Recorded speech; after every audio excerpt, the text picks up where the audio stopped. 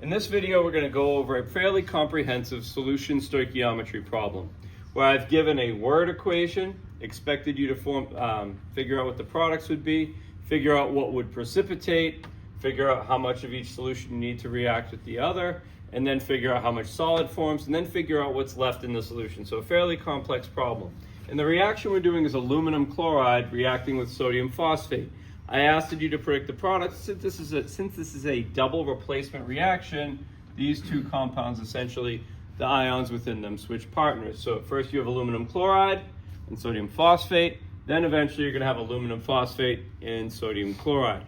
Now, again, when we're writing the formulas for chemical compounds, we use the charges to predict the formulas when we're talking about ionic substances. So aluminum's +3, chloride's -1. Our formula is going to be AlCl3. For sodium phosphate, it's Na3PO4 because sodium is +1, phosphate's -3. Now the question I asked was, how many mils of 0.25 molar sodium phosphate are required to react with 42.5 milliliters of 0.18 molar aluminum chloride? So here's that first bit of stoichiometry that we have.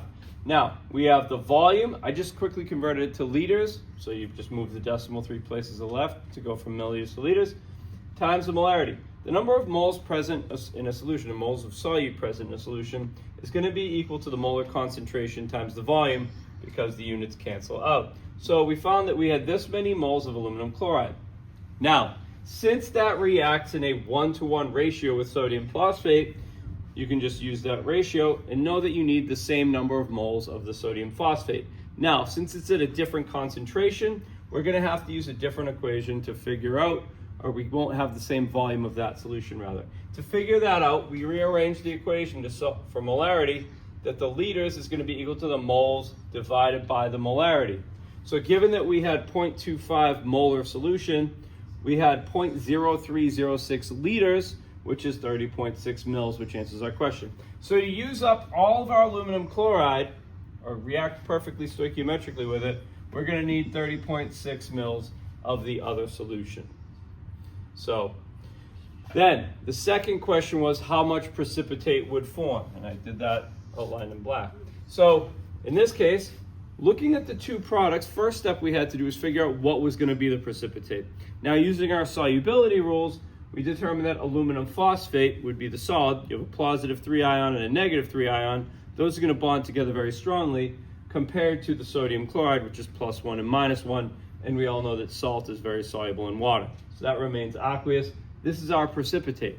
Now, you can react anything in a chemical equation as long as you use the molar ratio.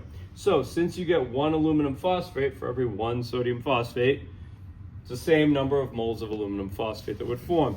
So now, going to grams, we're going to use the molar mass. So going back a few months, going from moles to grams, you use the molar mass, which for aluminum phosphate is 122 grams per mole. That means we would be able to form 0.93 grams of precipitate if we reacted these two solutions. But we're still going to have stuff left over in the solution. And the next question I ask is, what is the molar concentration of chloride ions present in the solution at the end of all of this? So the chloride ions are going to be found here. So we can relate, again, anything in a chemical equation as long as we use the molar ratio. So since we know, we could have used any of these, right? But since we know we're going to make this many moles of aluminum phosphate, we're going to make 3 times as much sodium chloride as we will aluminum phosphate.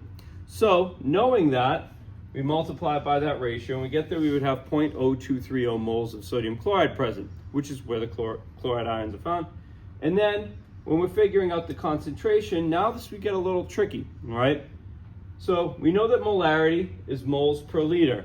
So we figured out the number of moles, but for the volume, if we're mixing 42.5 milliliters with 30.6 mils, we're going to have 73.1 mils of solution at the end of all of it. So you have to add the volumes of the solution to determine our final volume. So now we have our moles divided by our liters. Again, that's the equivalent of 73.1 mils. And that gives us a molarity of 0.314 molar with respect to sodium chloride. Then, since I asked for chloride ions, you would say you get 1 chloride ion for every 1 sodium chloride, and you would have the same molarity of chloride ions. So this is a very comprehensive solution stoichiometry problem. We had to predict the products, predict the precipitate, write the balanced chemical equation, figure out how much of one substance you need to react with the other, figure out how much precipitate forms, and then figure out what's left at the end of it all. It's a doozy.